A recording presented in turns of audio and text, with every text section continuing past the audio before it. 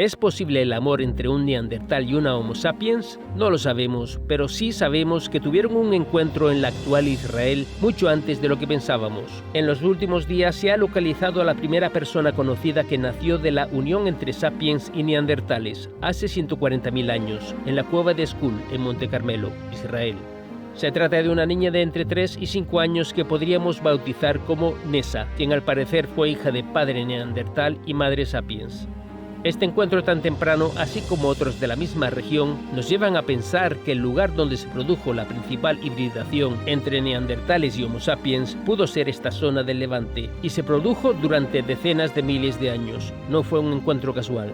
Los padres de Nessa se encontraron hace 140.000 años en el Levante mediterráneo, también conocido como Medio Oriente. Al encontrarse entre África y Eurasia, se le considera la encrucijada cultural y biológica más importante del planeta Tierra, ya que decenas de miles de años después, numerosas oleadas de Homo sapiens de África debieron atravesar esta zona para dirigirse a todas las partes del mundo conocido.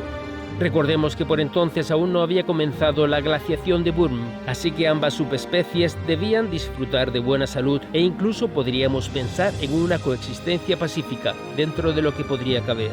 Sin embargo, por aquel entonces los neandertales pudieron constituir una población incluso más exitosa, ya que todo parece indicar que eran físicamente más resistentes y al menos igual de inteligentes, según los últimos descubrimientos. De hecho, continuaron en la misma zona hasta hace unos 50.000 años, a tenor de los restos hallados en las cuevas de Guevara y Amut.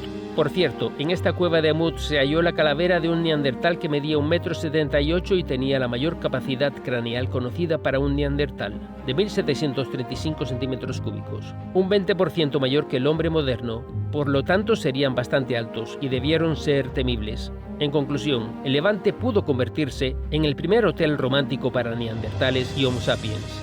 Por desgracia, Nessa no tuvo la larga vida que le habríamos deseado. Sin embargo, le guardamos un sincero homenaje porque ya es parte de nuestra familia, ya que Nessa se ha convertido en la primera Homo sapiens neandertal que ha conocido a la humanidad, la primera de nuestra hibridada estirpe, una relación de amor-odio que ya tiene fecha de comienzo, hace 140.000 años.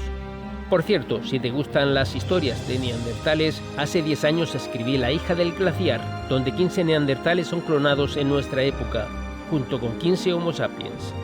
Yo soy Miguel Falcón y te mando un saludo desde Ots Historia.